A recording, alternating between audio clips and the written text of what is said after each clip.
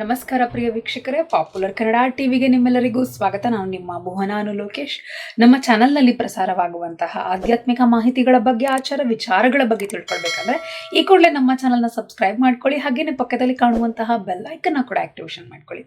ವೀಕ್ಷಕರೇ, 2024ನೇ ಇಸವಿಯ ಮಾರ್ಚ್ ತಿಂಗಳ ಮಾಸಭಾಷಣ ತಿಳ್ಕೊಳ್ಬೇಕಾಗಿದೆ.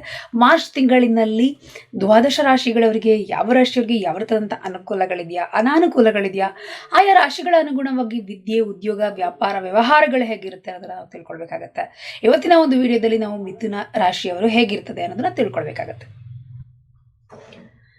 ಈ ಒಂದು ಮಿಥುನ ರಾಶಿಯವ್ರಿಗೆ ಈ ಒಂದು ಮಾರ್ಚ್ ತಿಂಗಳ ಮಾಸ ಭವಿಷ್ಯ ಅನ್ನುವಂಥದ್ದು ಹೇಗಿದೆ ಅಂತ ನೋಡುವಂಥದ್ದಾದ್ರೆ, ಮಾರ್ಚ್ ತಿಂಗಳಿನಲ್ಲಿ ಈ ಒಂದು ರಾಶಿಯವ್ರಿಗೆ ಹೊಸ ಉಡುಗೊರೆಗಳನ್ನು ತರಲಿರುವಂತಹ ತಿಂಗಳಾಗಿದೆ. ವೃತ್ತಿಯ ದೃಷ್ಟಿಯಿಂದ ಈ ಒಂದು ಸ್ಥಳೀಯರಿಗೆ ಮಾರ್ಚ್ ತಿಂಗಳು ಉತ್ತಮವಾಗಿರ್ತದೆ. ಈ ಒಂದು ಮಾಸಿಕ ಜಾತಕದ ಪ್ರಕಾರವಾಗಿ 2024ರ ಪ್ರಕಾರ ರಾಹು 10ನೇ ಮನೆಯಲ್ಲಿ ತಿಂಗಳ ಉದ್ದಕ್ಕೂ ಕೂಡ ಇರೋದರಿಂದಾಗಿ ಮತ್ತು ತೊಂದರೆಗಳಿಗೆ ಪರಿಹರಿಸಲು ಸಹಾಯವನ್ನ ಮಾಡ್ತಾನೆ. ರಾಹು ನಿಮಗೆ ಈ ಒಂದು ತಿಂಗಳಿಡೀ 10ನೇ ಮನೆಯಲ್ಲಿರೋದ್ರಿಂದಾಗಿ ನಿಮಗೆ ಇರುವಂತಹ ತೊಂದರೆಗಳು, ಸಮಸ್ಯೆಗಳನ್ನು ಪರಿಹರಿಸಲು ಸಹಾಯವನ್ನು ಮಾಡುವಂಥದ್ದು. ಉದ್ಯಮಿಗಳಿಗೆ ಅನುಕೂಲಕರವಾದಂತಹ ತಿಂಗಳು, ಬಲವಾದಂತಹ ಒಂದು ಸಾಧ್ಯತೆ ಇದೆ. ಅದೇನು ಅನುಕೂಲಕರವಾದಂಥ ತಿಂಗಳ ಬಲವಾಗಿ ನಿಮಗೆ ಬಲವನ್ನು ನೀಡುವಂತಹ ಸಾಧ್ಯತೆಗಳಿರುವಂಥದ್ದು. 7ನೇ ಮನೆಯ ಅಧಿಪತಿ ಗುರು 5ನೇ ಮತ್ತು 3ನೇ ಮನೆ 7ನೇ ಮನೆಯ ಮೇಲೆ ದೃಷ್ಟಿಯನ್ನು ಹರಿಸೋದ್ರಿಂದಾಗಿ, ಇನ್ನು 11ನೇ ಮನೆಯಲ್ಲಿ ಈ ಕುಳಿತಿರೋದ್ರಿಂದಾಗಿ, ಈ ಕಾರಣದಿಂದಾಗಿ ವ್ಯವಹಾರದಲ್ಲಿ ಉತ್ತಮ ಪ್ರಗತಿ ಪಡೆಯುವಂತಹ ಸಾಧ್ಯತೆಗಳಿರ್ತದೆ. ಇನ್ನು ನೀವು ವಿದ್ಯಾರ್ಥಿಗಳಾಗಿದ್ದರೆ ಈ ಒಂದು ವಿದ್ಯಾರ್ಥಿಗಳ ಬಗ್ಗೆ ನೋಡುವಂಥದ್ದಾದರೆ ಈ ತಿಂಗಳ ಆರಂಭವು ತುಂಬ ಒಂದು ಉತ್ತಮವಾಗಿರುವಂಥದ್ದು ಮಿಥುನ ರಾಶಿಯವರಿಗೆ. ಒಂದು ವಿದ್ಯಾರ್ಥಿಗಳಿಗೆ ಆರಂಭ ಅನ್ನುವಂಥದ್ದು ಉತ್ತಮವಾಗಿದೆ. ಮತ್ತು 5ನೇ ಮನೆಗೆ ಈ ಒಂದು ದೇವಗುರು ಆದಂತಹ ಗುರುವಿನ ಒಂದು ಅಂಶದೊಂದಿಗೆ ಶಿಕ್ಷಣವನ್ನು ಪಡೆಯುವಂತಹ ಬಯಕೆಯು ನಿಮಗೆ ಸ್ವಾಭಾವಿಕವಾಗಿ ಉಂಟಾಗ್ತದೆ. ಗುರುವಿನ ಒಂದು ದೃಷ್ಟಿಯಿಂದ ನಿಮ್ಮ 5ನೇ ಮನೆಯ ಮೇಲೆ ದೃಷ್ಟಿ ಇರೋದ್ರಿಂದಾಗಿ ನಿಮ್ಮ ಒಂದು ವಿದ್ಯಾಭ್ಯಾಸದ ಮೇಲೆ ಹೆಚ್ಚು ಒಂದು ಬಲ ಅನ್ನುವಂಥದ್ದು, ಆ ವಿದ್ಯಾಭ್ಯಾಸವನ್ನು ಮಾಡಬೇಕು ಅನ್ನುವಂತಹ ಉರುಪು ಅನ್ನೋದು ನಿಮ್ಮಲ್ಲಿ ಬರುವಂಥದ್ದಾಗ್ತದೆ. ಆ ಬಯಕೆ ಅನ್ನೋದು ಸ್ವಾಭಾವಿಕವಾಗಿ ಬರ್ತದೆ. ಇನ್ನು ಈ ಒಂದು ಸ್ಥಳೀಯರಿಗೆ ಅದಕ್ಕಾಗಿ ಪ್ರಯತ್ನಿಸಲೇಬೇಕು ಮತ್ತು ಶಿಕ್ಷಣ ಕ್ಷೇತ್ರದಲ್ಲಿ ಉನ್ನತ ಫಲಿತಾಂಶಗಳನ್ನು ಪಡೆಯಬೇಕಾಗ್ತದೆ. ಈ ಒಂದು ಸಮಯವನ್ನು ಸದುಪಯೋಗ ಪಡಿಸ್ಕೊಂಡು ನೀವು ಶಿಕ್ಷಣವನ್ನು ಪಡೆಯಲಿಕ್ಕೆ ಇದು ಅನುಕೂಲಕರವಾದಂತಹ ಫಲಿತಾಂಶಗಳನ್ನು ಪಡೆಯಲಿಕ್ಕೆ ಒಳ್ಳೆಯ ಸಮಯ ಅನ್ನುವಂಥದ್ದಾಗಿರ್ತದೆ.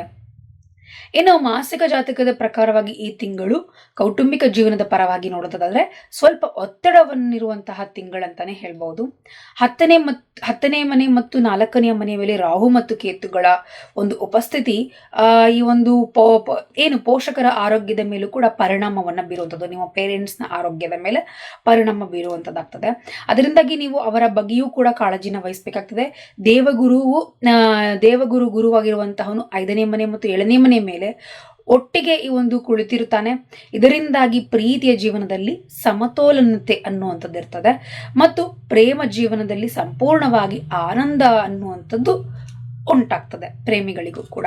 ಇನ್ನು ಆರ್ಥಿಕ ದೃಷ್ಟಿಕೋನದ ಪರವಾಗಿ ನೋಡುವಂಥದ್ದಾದರೆ ಈ ಒಂದು ಮಿಥುನ ರಾಶಿಯಲ್ಲಿರುವಂಥವ್ರಿಗೆ ಆರ್ಥಿಕ ದೃಷ್ಟಿಕೋನದಲ್ಲಿ ಈ ತಿಂಗಳ ಆರಂಭವು ಏರಿಳಿತಗಳಿಂದ ತುಂಬಿರುವಂಥದ್ದಾಗಿರ್ತದೆ.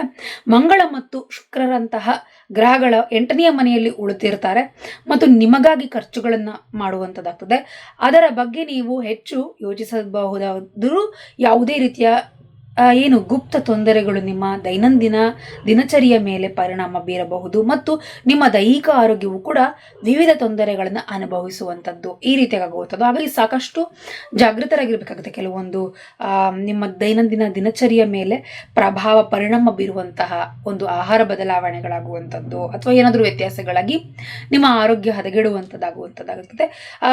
ದೈಹಿಕವಾಗಿ ನೀವು ತೊಂದರೆಗಳನ್ನು ಅನುಭವಿಸುವಂಥ ಸ್ಥಿತಿಗಳು ಬರುವಂಥದ್ದು. ಪರಿಹಾರ: ಬುಧವಾರದ ದಿನದಂದು ನಿಯಮಿತವಾಗಿ ಶ್ರೀ ವಿಷ್ಣು ಸಹಸ್ರನಾಮವನ್ನು ಪಠಣೆ ಮಾಡೋದ್ರಿಂದಾಗಿ ಸಾಕಷ್ಟು ಅನುಕೂಲತೆಗಳನ್ನು ನೋಡ್ತಾ ಹೋಗ್ತೀರಿ. ಈ ಒಂದು ಮಿಥುನ ರಾಶಿಯಲ್ಲಿರುವಂಥವ್ರು, ಮಿಥುನ ರಾಶಿಯವರು ಈ ವಿಧವಾಗಿತ್ತು ಈ ಒಂದು ಮಾಸ ಭವಿಷ್ಯ ಅನ್ನೋಂಥದ್ದು ಮಾರ್ಚ್ ತಿಂಗಳಿನಲ್ಲಿ. ನೀವು ಕೂಡ ನಿಮ್ಮ ರಾಶಿಯನ್ನು ತಿಳ್ಕೊಂಡು ನಮ್ಮ ಚಾನಲ್ನಲ್ಲಿ ಪ್ರಸಾರವಾಗುವಂತಹ ಮಾಸ ಭವಿಷ್ಯನ ರಾಶಿಗಳ ಅನುಗುಣವಾಗಿ ತಿಳ್ಕೊಳ್ಳಿ ಅಂತ ತಿಳಿಸ್ತಾ ಎಲ್ರಿಗೂ ಒಳ್ಳೆಯದಾಗಲಿ. ಧನ್ಯವಾದಗಳು. ಇನ್ನು ಹೆಚ್ಚಿನ ಮಾಹಿತಿಗಾಗಿ ನಮ್ಮ ಚಾನಲನ್ನು ಸಬ್ಸ್ಕ್ರೈಬ್ ಮಾಡಿ.